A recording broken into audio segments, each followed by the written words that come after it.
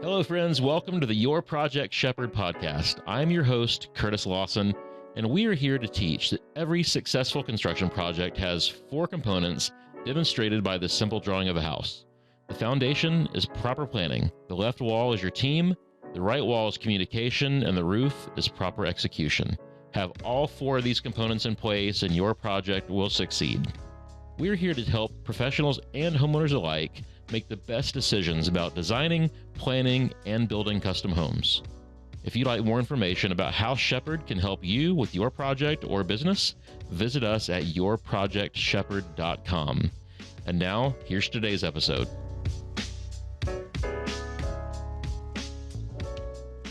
Hey friends, welcome back to the Your Project Shepherd podcast. I'm your host, Curtis Lawson.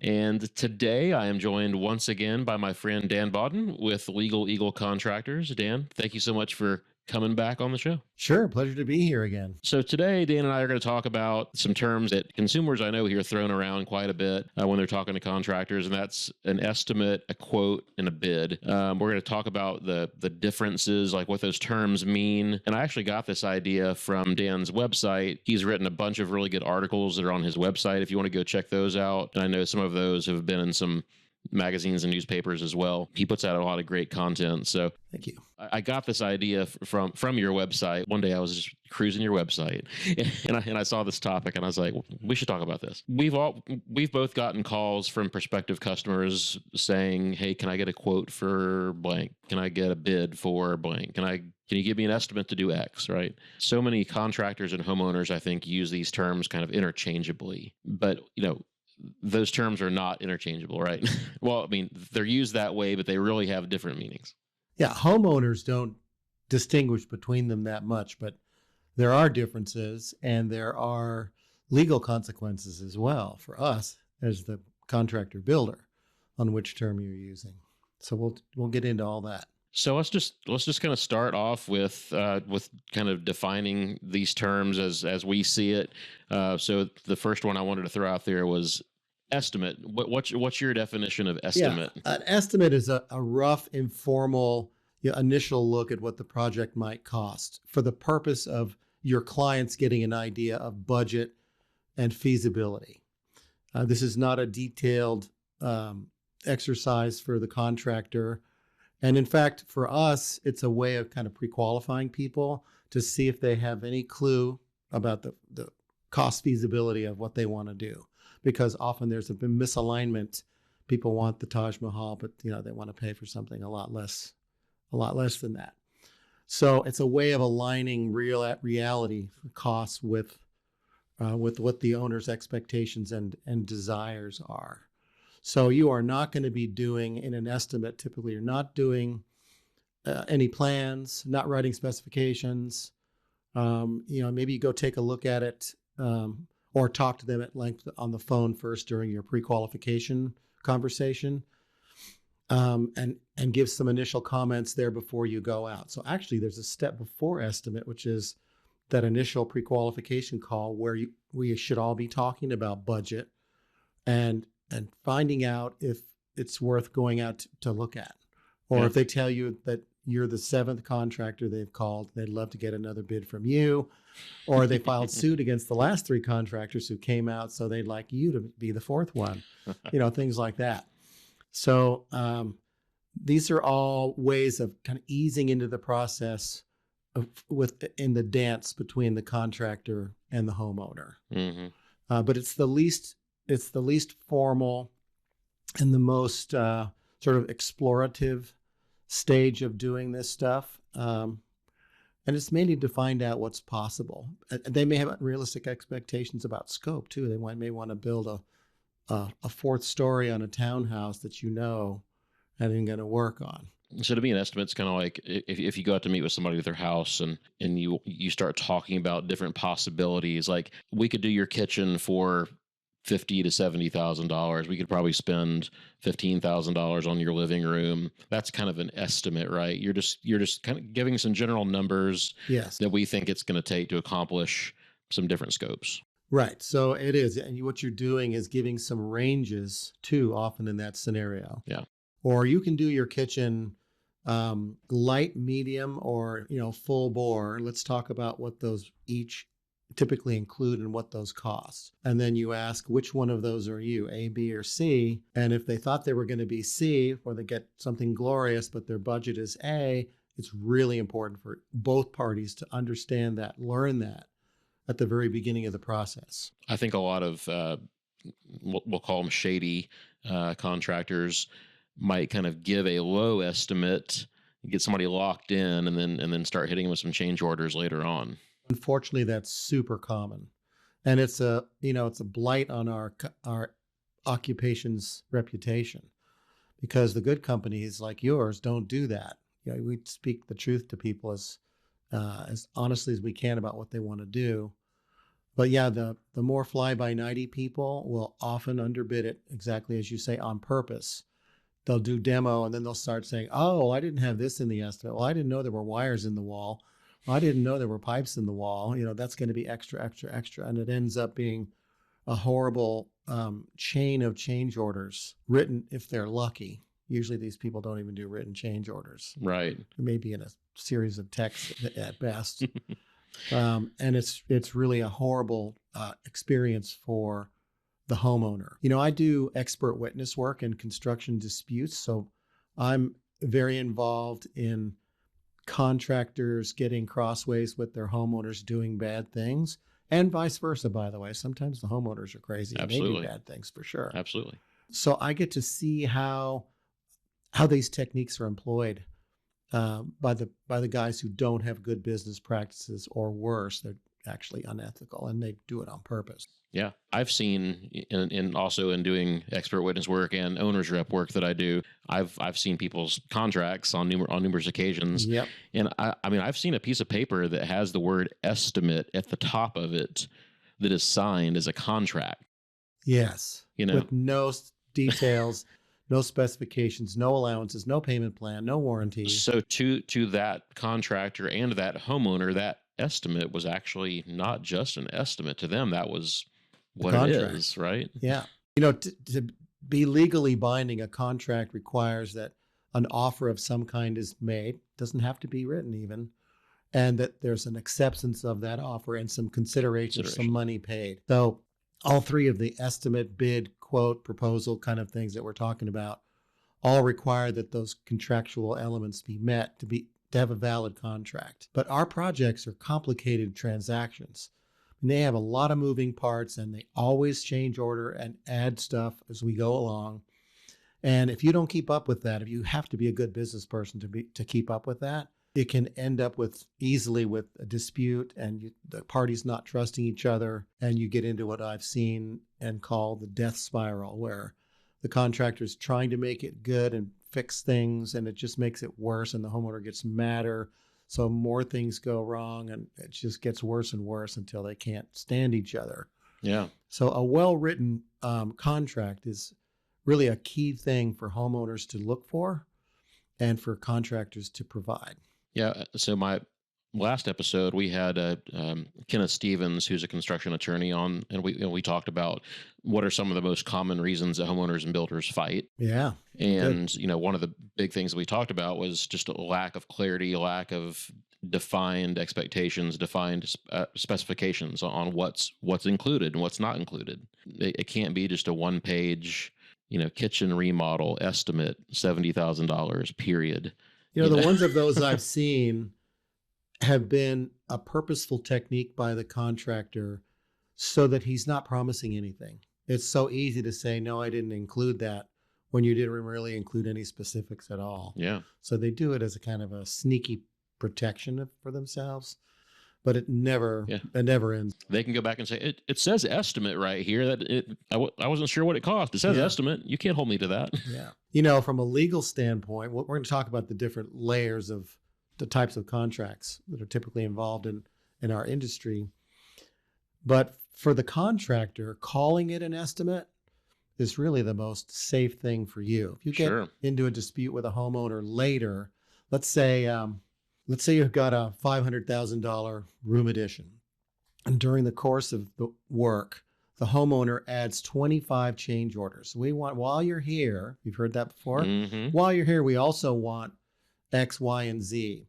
So they add all these change orders. If you're a good business person, good builder, you add time each time you add steps of work. But at the end of the project, if the owners get mad at you about something else, they're going to say, you promised me it was going to be only this long a duration for my project, and you've gone way over. So you're bad, and I'm mad at you, and I want money from you. Yep. So that you have to be really careful. I mean, you know about this from just being in the business for so long. Never promise a certain duration, because there are so many things beyond our control. Yeah. Beyond anybody's control, that it's hard to even produce a Gantt chart that you're not changing every week. A Gantt chart is a kind of a bar chart that shows the schedule of the different trades as the job unfolds. Yeah. So yeah, it's a slippery slope. But using estimate, you could reply to that homeowner that was accusing you of going way over on time and say, you know what, all of this is estimated. Yeah. So in a way, using that word gives us some protection. I think the TAB, the Texas Association of Builders contract that a lot of builders here in Houston use, I'm pretty sure there's a paragraph in there regarding time that says builder estimates that this project will be completed in X number of days, but does not guarantee any specific date for completion. Exactly. Yeah, because we can't. Yep. And homeowners want that. I think once in my career, when somebody said, I want a penalty clause, so you pick the duration, but if you go over that, it's $150 a day that you pay me if you go over. And I picked a ridiculously long duration in that case. Yeah. But the people that request that are usually kind of nefarious anyway. They want to be able to get you. Yeah. So they added a bunch of work and dragged things out, and we finished on time the day of the final day, and she refused to pay at the end, saying that I cut it too close. So I had to fight with her to get paid because it's a game that people want to play. So never, ever, as a contractor, never, ever do that. The penalty clause just doesn't work. The homeowner can actually cause delays to make sure that you don't meet the deadline by their own behavior and decisions. Yeah. So it's a really crazy thing to do. Don't do that. Well, it's like doing a cost plus contract with a not to exceed amount. I mean, that's dangerous too. That is very dangerous too. And you really can't promise that. No. Without when you go in, you're already breaching the contract, most likely. Yeah. Bad stuff. All right. So quote. All right. A quote is more specific and more binding. So now you're talking about an actual specific contract. So in my experience, a quote will require that you spend a lot of time delving into the details on what the client wants. You are writing specifications. You're writing, measuring, maybe even bringing in some key trades. May or may not include plans yet. That's what I would say for the term a formal proposal. Mm-hmm. But it's kind of the middle ground where you are providing a lot of more specific information at a pretty tight cost. Might still be giving a range at the end of that, but it's going to be a range within 10% either way. Whereas the ballpark and the estimate, those swings could be 40% either way because people don't even know what all is available and what they want yet. Mm-hmm. So the quote is something that takes a lot of contractor time and expertise. So maybe you don't charge for the initial estimate. That's just to see if you can get the job. You guys are going to play well together and if it's feasible. But when you get to quote and proposal length of work that you're putting in, you need to charge for those things, which is a whole nother discussion that we can visit a little bit about today. But so many builders and contractors and remodelers have been giving away their expertise for so long, putting in huge amounts of hours, multiple site visits on the front end just to get the project pulled together, meeting trades on site, writing, revising specifications, and the owners are throwing changes at you. You got more hours in to make contract revisions, and then they decide not to do the job. Yep. And you have nothing. You just wasted 100 hours or more. Yeah. Or worse, they take your fabulous work product and they hand it to another guy. Yeah. And, we have in our contracts that are contracts are, and specifications and plans are copyrighted, or you should. But that doesn't prevent a homeowner from handing it off to somebody else. Yeah. It's also very hard to go track that down in the future. Somebody else uses it. The only time I've caught people doing that is when I'll get a call from another Builders Association contractor who says, Mr. Johnson gave me your detailed construction plans to build this room addition. I mean, is this okay with you? How should I handle this? They were kind enough to call me. Yeah. And then I have to call the homeowner and say, you're not supposed to share those plans. You signed a contract with me, design contract, saying that it's copyrighted and you can't do that. And we paid for it. Sometimes, they'll often say that. I've had them deny that they did that. And I'll say, I just got off the phone with the guy you handed the plans to. It's just ridiculous. They feel they're entitled to full ownership of the plans. And some contractors will, if they charge, or when they charge for the design plans, they will allow the owner to be the owner of the plans. I never chose to do that. I did get pushback sometimes on it. So in my contracts, I would put a shopping fee or something like that, shop around fee, where if someone wanted to share my plans to get another bid from somebody else, they had to pay me $1,000 or more for the privilege of doing that and sign an addendum that's a waiver of liability, release of liability. Yeah. So that if they hire the other contractor, he puts in the wrong structural beam and the living room collapses, in the future. They can't come back and say it was your plans. And they would come back and sue me anyway, but that really helps to have that in your contract that, look, I drew these plans for my crews to build. I know their competency. If somebody else built it, I have no control over that or no way to know if they know what they're doing or not. So it's on you if that happens, and they actually indemnify me if I get sued. Yeah. I like to compare the terms quote and estimate kind of to if you go to an auto mechanic, right? If you go to the auto mechanic and he looks at your car but he doesn't take it apart, because again, he's not going to take the car apart for free to figure out which tiny little piece in there might need to be replaced. Right. He's going to say, I estimate that it's going to be this, right? But once he does get in there and tear it apart, he's going to give you a quote to fix it. And right? we have to do the same thing, because when we open up walls, we find all kinds of badness, homeowner wiring, and sometimes life safety, dangerous conditions. Yeah. So for sure, we have to have that estimate quality in the bid, so homeowners know that to expect the unexpected, basically. Yeah. I mean, we will always kind of disclaim by saying, any hidden conditions inside the walls that we have no way of knowing about because it's covered up, and it will be presented to the homeowner in the form of a change order if it's needed. So right. Sometimes a change order of necessity, which is something they have no choice but to fix that electrical problem in the wall. Yeah. That's in our standard Texas Association of Builders promulgated contract. Yep. But I actually have an additional layer where I cover stuff like that in a document that I'm happy to share that's called The Realities of Remodeling. And it says, and they sign it, they have to sign this document. So we go over it at the pre-construction checklist meeting, but it basically says, this is why projects go over budget. This is why it takes longer than you want it to or think it's going to.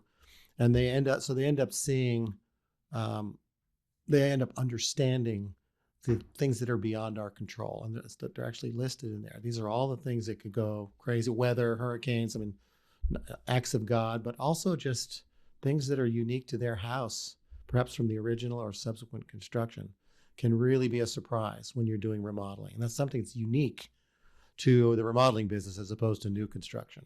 Yeah. We really have to be flexible and teach our homeowners that they have to be flexible when those things come up. Yeah. Kind of like, again, when you're going back to the car analogy, when the mechanic takes your car apart, there might be some part in there that's worn that nobody ever could have thought of, that it's covered up by the wheels, the brake assembly, and you just can't see it until you get in there and take it apart. No. And guess what? Just like on a car, sometimes when you take other things apart, something else breaks because of the demolition, and it's no one's fault. Yeah, or it's old or something. It's just the way it's assembled. It's going to fall apart potentially when you demo it. And for remodelers, the most common one, I think, is probably termite damage, Mm-hmm.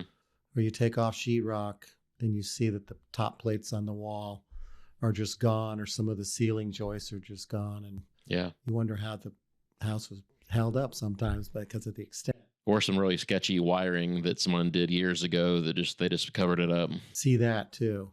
Yeah. Like speaker wiring running to a new outlet that they put in, that kind of stuff. Yeah. I mean, I tell people when we're giving you a bid proposal to remodel your bathroom, let's say, I am just assuming in my pricing that we're going to rewire the bathroom. We're going to strip every stitch of wiring out of there. It could be a year old. It could be 50 years old. We don't know. So in my price, we're just going to rewire it. Now, it doesn't add that much cost at all to do that. No. But it's a very wise safety thing to do. Yeah. And you're also saving yourself a change order too if we do have to do it. So I had a too long discussion with a client this week who were just doing a bathroom specifications designing. And he had an outlet that was not GFI behind the sink, right behind the sink, behind the faucet.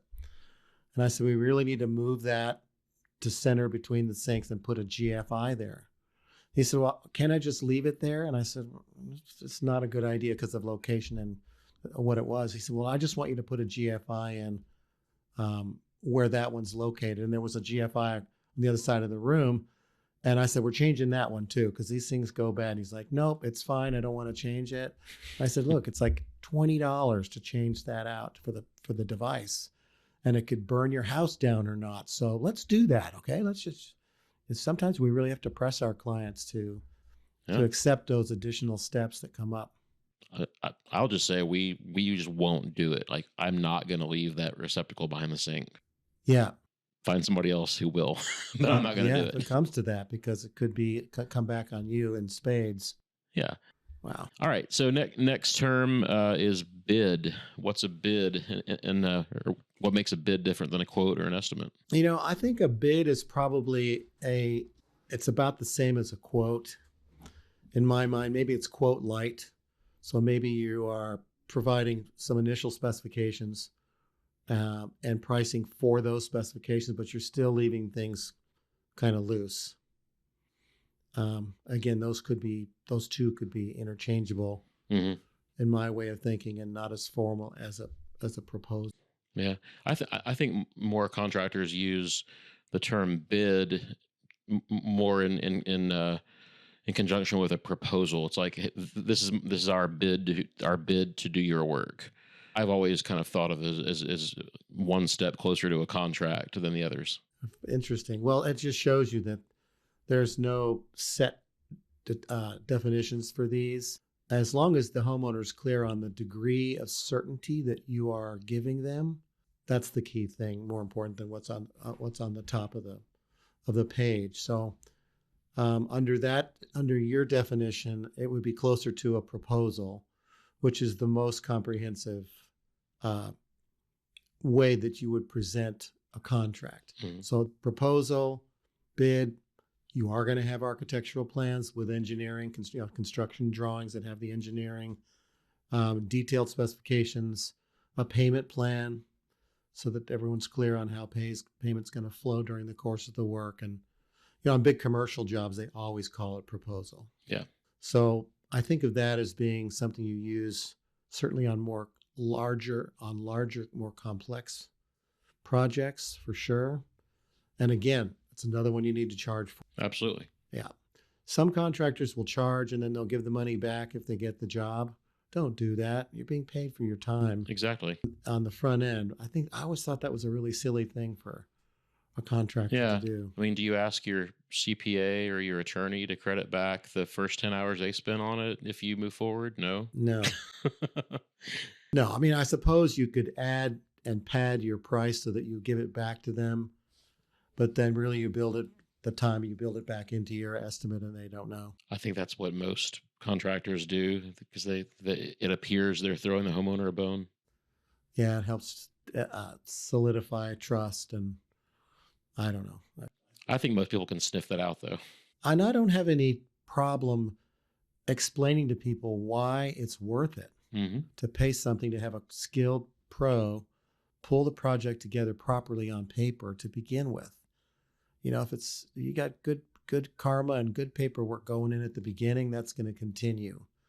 But if you don't, you get to that death spiral, and Yeah. nobody likes that. I think that you and I have enough stories about seeing it go badly from contractors not doing that in our sales process, you and I can say, if someone's kind of objecting to paying for a proposal, for a pre-construction agreement, design agreement, whatever you want to call it, we can throw out those examples of, hey, this is an example of what can happen when you just go get free bids, free estimates, right? Storytelling. Yeah, another thing you can say to convince homeowners that it's worth paying somebody for professional information is that if you don't have somebody that goes to that level of detail, then you're getting somebody's ballpark and you don't have a real estimate. They're not giving you detailed specifications because they can't. Either they don't know how to write them, or they're not going to spend the time because they're not getting paid for it to pull all the project components down on paper. Yeah. So really, you're not getting a real quote or estimate, even unless you get a detailed proposal from someone that really pulls the project together clearly and on paper. Yeah. And then you should pay for that. So this actually leads into my next bullet point here that I had, and that's how does a homeowner, a consumer, know which contractor is going to get them the best value if they go out and get 2 or 3 proposals, bids, whatever you want to call them? How does the person know who's going to give them the best value? Well, that's a tough question. Certainly, you do your research online to check out reviews to narrow down your contractors that you're considering. If you know friends or family that have used them, that can be good too. But it's also okay, and most homeowners don't do this, but it's okay to ask the contractor to show them a real contract from another job, so that they can see what your paperwork looks like. That's actually a great thing to offer as a contractor. Yeah. Maybe you do a generic one-up that you've done for a similar scale project, mm-hmm. and say, look at this, and compare this to what you're getting from the other guy, which is probably a little more than the word estimate at the top and a few specifications. Yeah. And that can help you sell the job.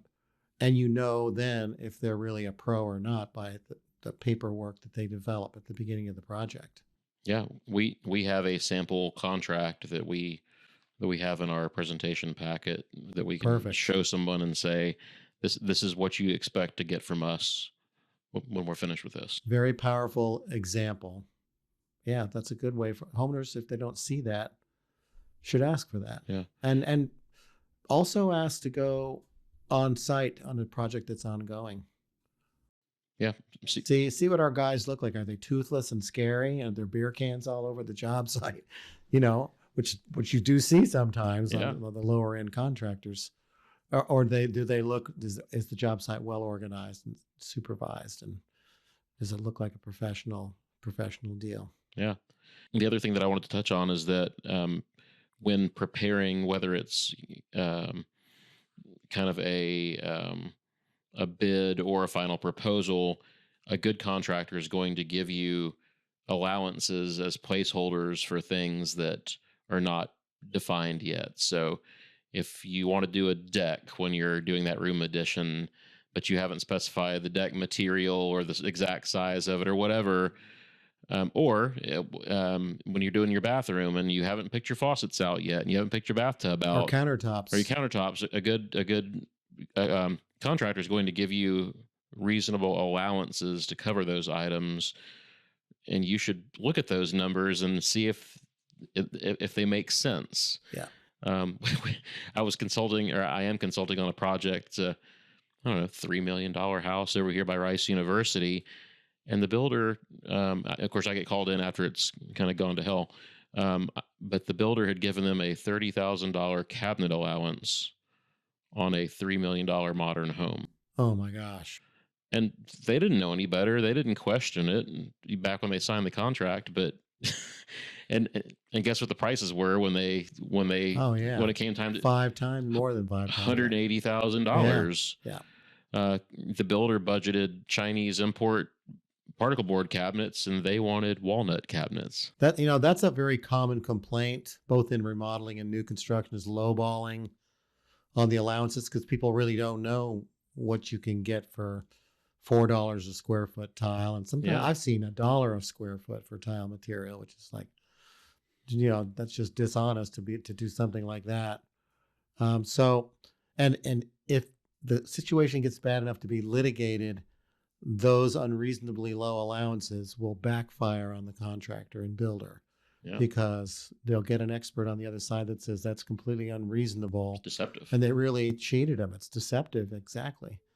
So you got to have reasonable allowances in there and coach your clients on what's available. But at the same time, say, you're going to have the freedom to select what you want and control your what you actually spend on this when you make your selections. But for right now, I put a reasonable amount of money in the bid so that your bottom line is a pretty realistic bottom line. That's what homeowners want. They want something that's realistic. I think with the tools that are available to consumers today, the internet, websites like build.com, you can easily go on there and see what a faucet that you kind of like costs a good range. Sure. So you can compare that to the allowances before you sign your contract and say, Mr. Builder, you have $250 budgeted for this faucet, but the ones that I tend to like are more in the $500 range. I love it when people tell me that, because that means that they're looking to get what they really want.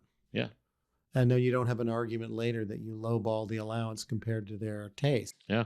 I mean, I am continually shocked what people will choose when they tell me they're on a budget. No kidding. And so when they're giving us budget, when we're doing design, we're always making assumptions about what their level of finish is, right? And then they'll come and pull out this, the term that's popular right now is bespoke. They'll come pull out this bespoke kitchen faucet that's $2,500 when the allowance was $350 or something like that, And they kind of squeeze you during the price negotiation process and say, we really don't want to overspend. We are on this tight budget. And those same people who spent, 45 minutes talking to you about how they don't want to spend very much, once the job starts and they start really looking at fixtures, they'll call you and say, okay, I want this $400 toilet paper holder. And you're like, what? What? I would never have imagined that. And the rule of life is people will spend whatever they need to on whatever they really want, because they buy with emotion. At the beginning of the process, they're trying to save money, but then it starts to happen. The construction begins and they get excited. So money becomes much less of an object. Yeah. And allowances for a fixture don't always tell the whole story either, because I like to use faucets as an example. A bathroom faucet that's a single hole deck mount faucet, easy to install. You drill one hole, you pop it in, right? But a wall mounted faucet is a whole nother story. Oh yeah. Sometimes there's a valve that has to go in the wall. If you have a stone backsplash, you got to drill the holes for it to put through, and your stone installer is going to charge for that.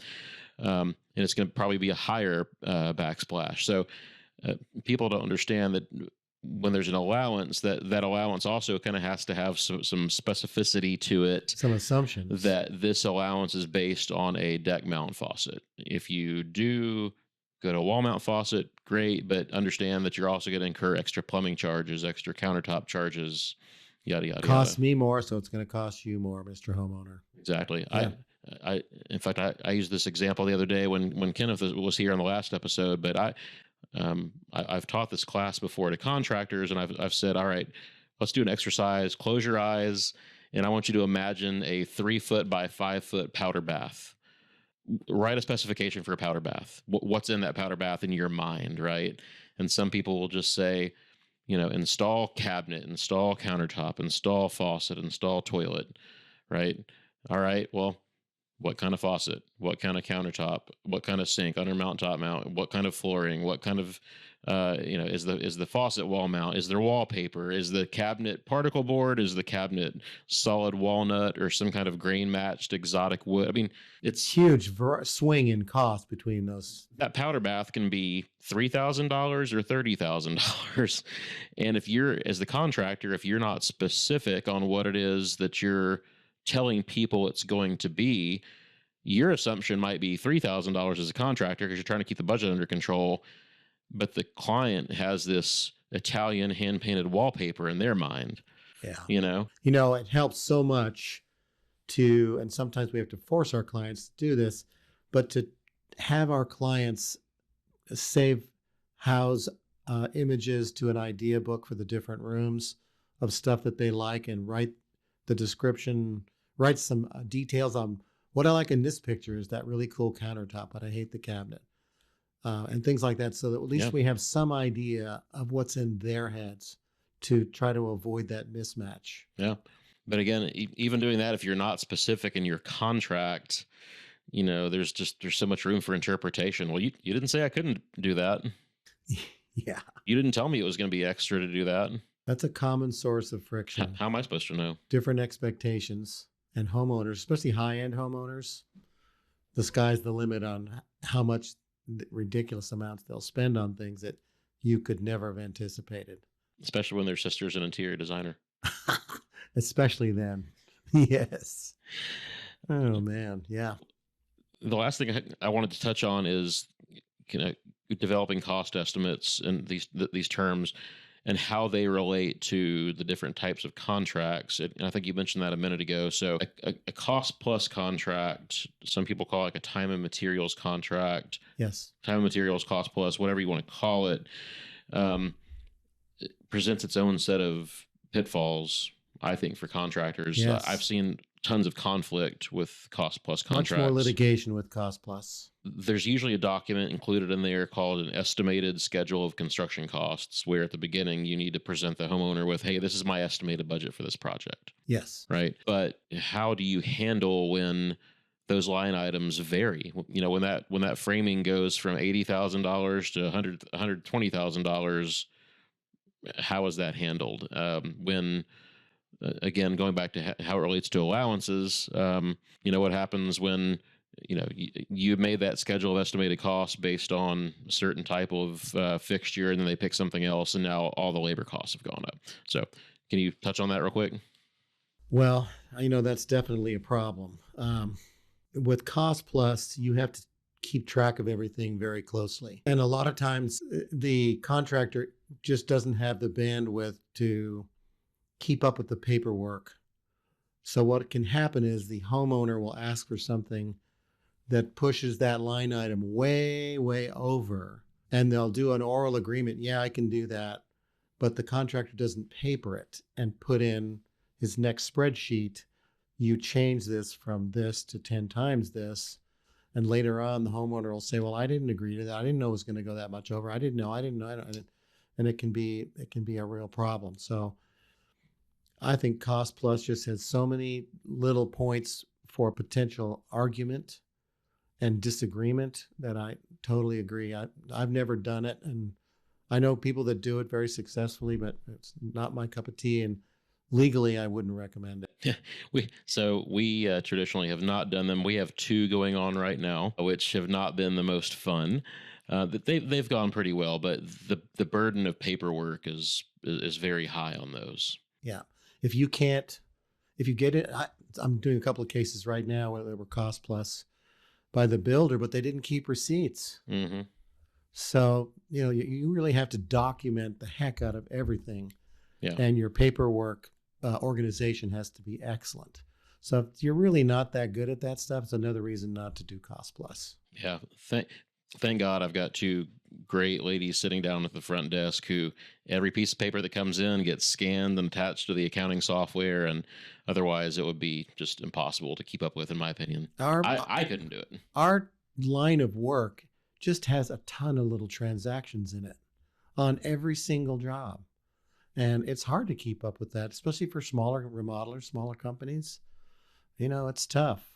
Some of the remodelers I've worked on cases with as consulting, when there's litigation going on, you'll say, well, tell me about what you do when you get a receipt from your plumber. And you'd be surprised how often they actually say, it's on the dashboard of my car. Oh, yeah. Until the end of the job. And I'm sure it's intermingled with tons of other receipts from other jobs, and they couldn't tell the difference if they wanted to, or under the seat too. I think they start off on the dashboard. They kind of and then spill the next everywhere. job comes along and they push them under the passenger seat and the driver's seat. I've been in so many contractors pickups where there's just like receipts spilling out of everywhere. Yes. You got the receipts in there with the skull cans and the Coke bottles and everything else. Yep. Very common image, unfortunately. Well, again, you might tell your clients, if you are visiting it with some other contractors to pre-qualify them, find a reason to go out to their truck and have a conversation where you can look into their truck, because that's what your house is going to look like during construction. Yeah, or look in the truck of whoever's going to be running the job, the project manager. Yeah, that too. Sure. Yeah, I mean, my car is clean, but some of the project managers may not be. Yeah. All right, so since you're an attorney, you're the legal eagle. We touched on it a little bit, but what are the legal implications to using these, estimate, quote, bid terminology in your paperwork? I think the main thing, rather than the name, is how specific you're getting in terms of what you're promising in your contract.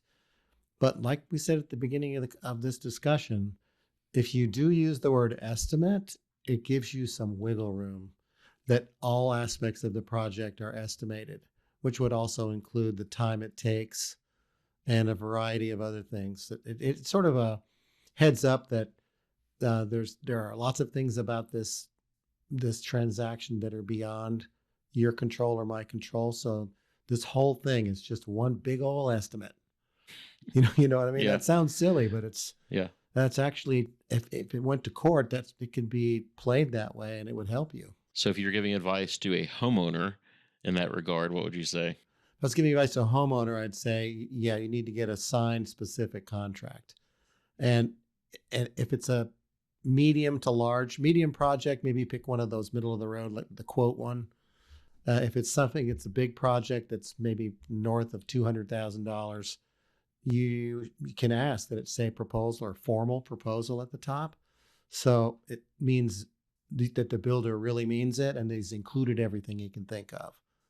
So that's something that's helpful on the homeowner side. My advice for homeowners is to understand what it is that you're asking for, or to understand what the contractor is giving you. Engage with somebody who's going to take the time to understand exactly what it is that you want and be prepared to pay for that time as a professional, and make sure that you're getting a detailed scope of work. Make sure that you're not signing a one page document. Lumberyard estimate form. The lumberyard quote with something slapped on the some language just kind of stamped on the top. We do see that. So who are you saying should review the estimate contract for the homeowner? Well, I mean, another builder or a consultant or who? Architect? I think an attorney should review all contracts, don't you? For sure. Yeah, but in terms of the appropriateness of the scope of work. Oh, yeah. I mean, like that is a service that we offer as an owner's representative, and so I mean, I always encourage people to get another opinion on, hey, do you think this is a complete and accurate depiction of what we're doing? I mean, the attorney is going to review the contract portion, but most attorneys, you could do it, right?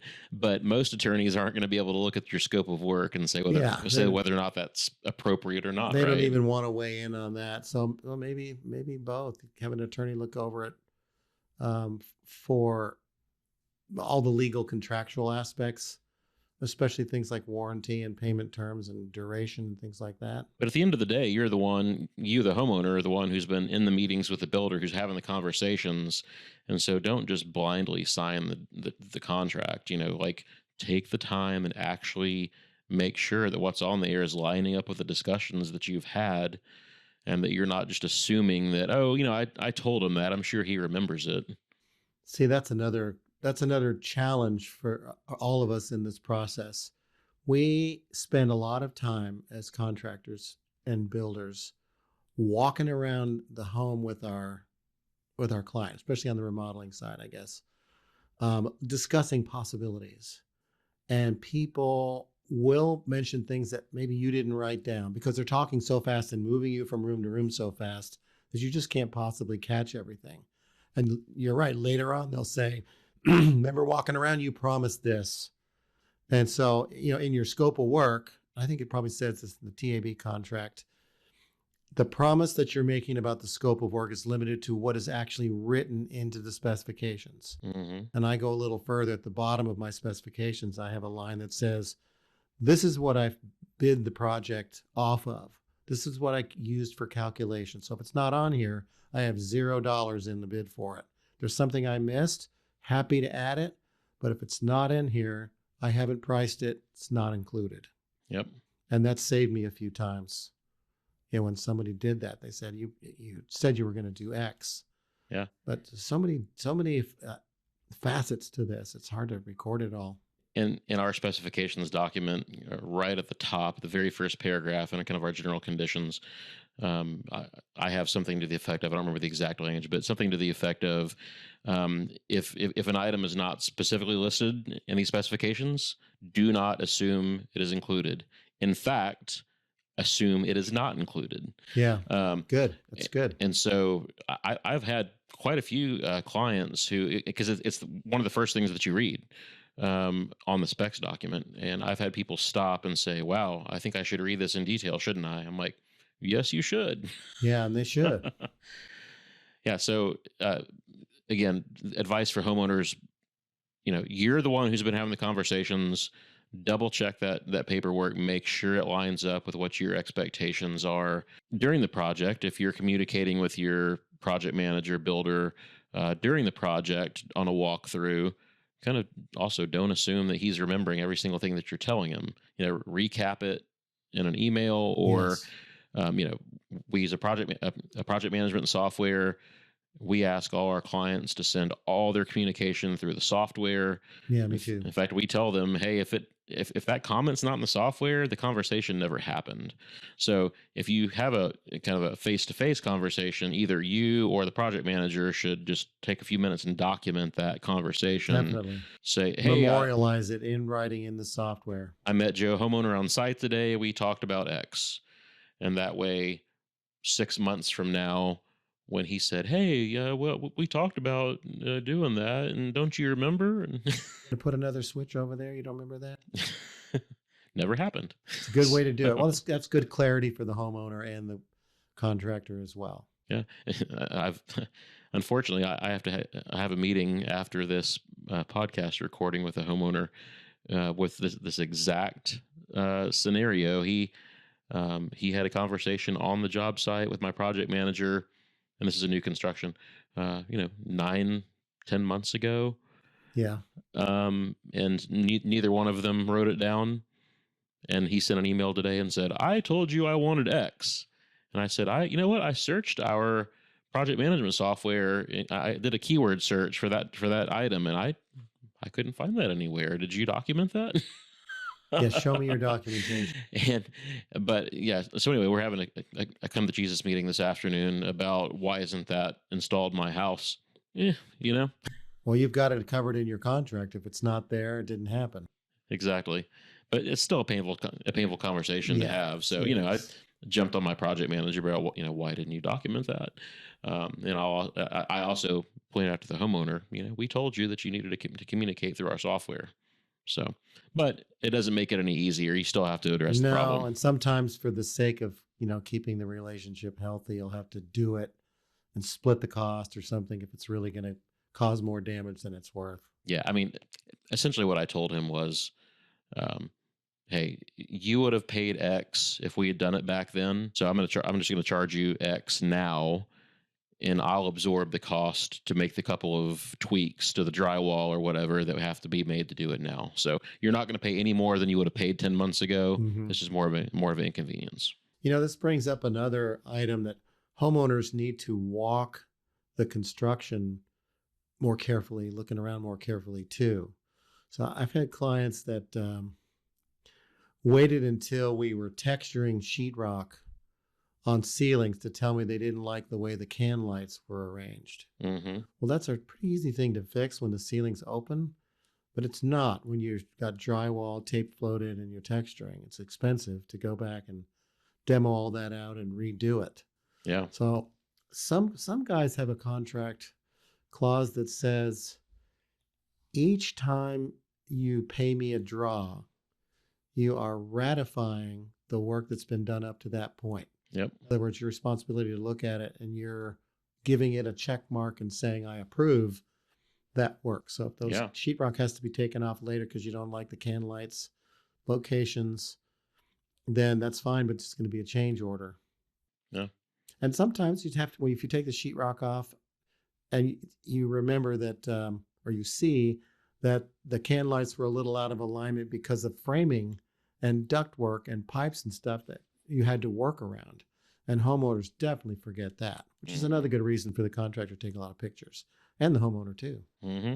Or cover-up's a really important stage to take pictures. I'm doing some consulting for as an owner's rep for a new build with we'll call him a semi-custom home builder that's a pretty big regional builder around here. And I was really impressed a couple weeks ago. They have a pre-drywall walkthrough with the homeowner. It was very detailed. In fact, I'm going to try to get a hold of their document and copy it. But it was the project manager and an assistant from the builder walked through with the homeowner and me, and he pointed out every single light switch, every single can light. He went over the function of the water heaters and the air conditioners and showed them how all the ducts were running, and this is where the filters are, and here's the thermostats. And great, it was great idea, wonderful. It was almost like a final handoff walkthrough, but it was happening pre-drywall. And then after that walkthrough, he had them sign a form saying that they were okay with the placement on everything. And I thought it brilliant. I thought it was fantastic. Yeah, it's brilliant. So I wish more people would implement something like that. Take the time to do that. Doesn't take that long unless it's a massive home. Yeah, and this is a good 8,000 square foot house. We were there for most of a day. Yeah, but see that. But you know what? I think it was worth it. I was getting paid by the hour, so of course I thought it was worth it. But yeah, no, for the homeowner, I thought it was very worthwhile, and for the builder, it's really covering his butt. Yeah, good idea. Well, you got anything else you want to touch on regarding quotes and bids and estimates and proposals? Well, I just think I would, as a final conclusion, for homeowners to make sure that they review the contracts, especially the specifications, and regardless of what the name is at the top, be sure that they have a full set of construction documents before they sign and start work, especially on the scope, because they can assess by reading that whether they're getting the chandelier count that they wanted and the things that they wanted in it. So just be more careful, spend a little more time reading the scope before you sign. Yep. And if there's some terminology that the builder's using that you don't understand, ask what that means. Yes, ask questions. That's another big debate people have is, contractors, we have our own terminology. There's industry terminology that the average person may not know. And we like to throw that in our contracts sometimes just because we're comfortable with it. They don't know what that means. Yeah, they almost need a glossary of construction terms. Huh. We should create a contract glossary. That's not a bad idea. Yeah, it's not a bad idea. I'll finish what you start. Okay, sounds good. Well, Dan, thanks for joining us today. Sure. I really appreciate it. We'll be sure to link this, but tell everybody your website and so they can find you if they want to talk to Legal Eagle, or for you as an expert witness or as a consultant or whatever. Whatever hat. Well, I appreciate that. So I have two websites. The one for my construction company is legaleaglecontractors.com. Very simple. Been in business for 45 years. So we've been around for a long time and have a lot of free, informative content on the website. You do. For homeowners. And then my expert witness is Dan Bawden, expertwitness.com, has the types of forensic work that I do to resolve disputes that come up between homeowners and contractors. So thank you. Yes, you're welcome. Thanks for coming on. And I'm continually impressed at all the the knowledge and information that you give away, and you've been so involved in You too. the NAHB and the GHBA over the years, and you've benefited a ton of contractors. So I really appreciate that. I'm just paying it forward because I've gotten a lot from those organizations and the wonderful builders that I rub shoulders with, like you, Curtis. Thanks, Dan. All right, and thank you everybody for listening to this episode of the Your Project Shepherd podcast. I hope to see you next week. Bye-bye. Bye.